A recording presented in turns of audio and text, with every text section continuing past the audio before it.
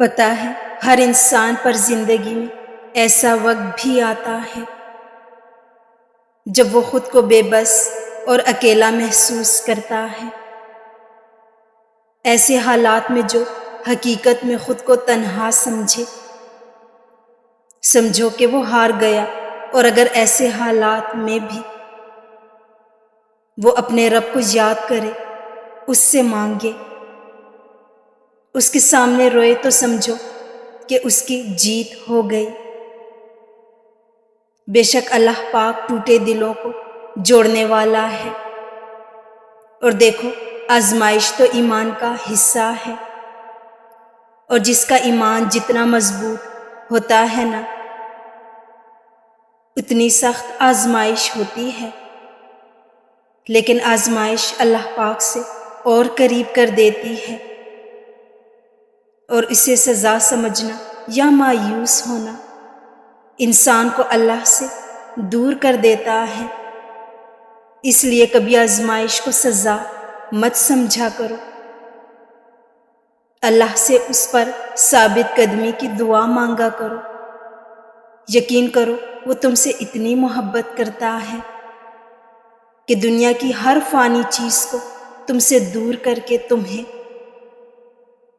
اپنے قریب کر دیتا ہے، اور اللہ کے راستے پر چلنے کے لیے قربانی دینی پڑتی ہے، پسندیدہ چیزیں چھوڑنی پڑتی ہیں، خواہشات ختم کرنی پڑتی ہیں، اور پتہ ہے یہ سب کون کرتا ہے؟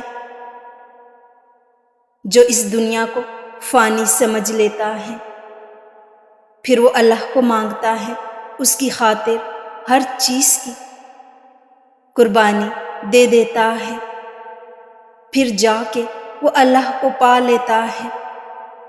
اور پتہ ہے جن کو اللہ مل جاتا ہے نا، پھر وہ کچھ سوچ رہے ہوتے ہیں اور لب پر آنے سے پہلے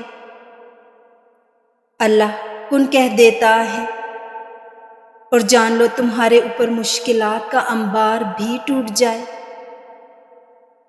تب بھی اللہ کی حکمت سے کبھی مایوس مت ہونا۔ اپنے صبر اور اللہ پر توکل کو کبھی ٹوٹنے مت دینا۔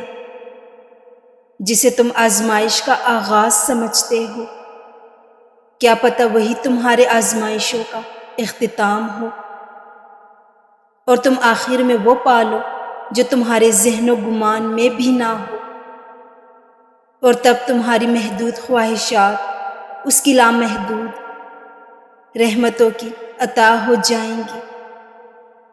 اور ایک وقت آئے گا جب تم اپنی زندگی میں آنے والے سب غم بھلا دو گے، تمہاری زندگی کے سارے غم خوشیوں میں بدل جائیں گے۔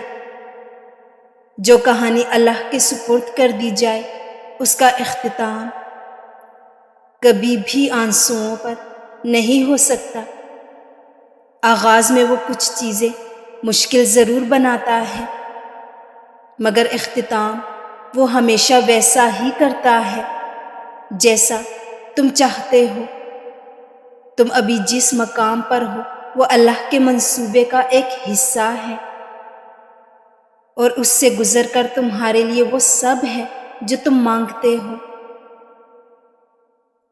بس تم اللہ سے لگائی گئی امیدوں پر اپنی سوچوں کے بند نہ باندھو۔ وہ رب کریم تو رحمان اور رحیم ہے، وہ جس نے تمہیں دعائیں مانگنے کی توفیق عطا فرمائی ہے، وہی اس چیز کو تمہارے تقدیر کے صفحوں میں شامل کرنے پر بھی قادر ہے۔ بس پورے مخلص دل کے ساتھ اس کی رہنمائی طلب کرتے رہو۔ اللہ پاک تمہارے سارے کام سنوار دے گا۔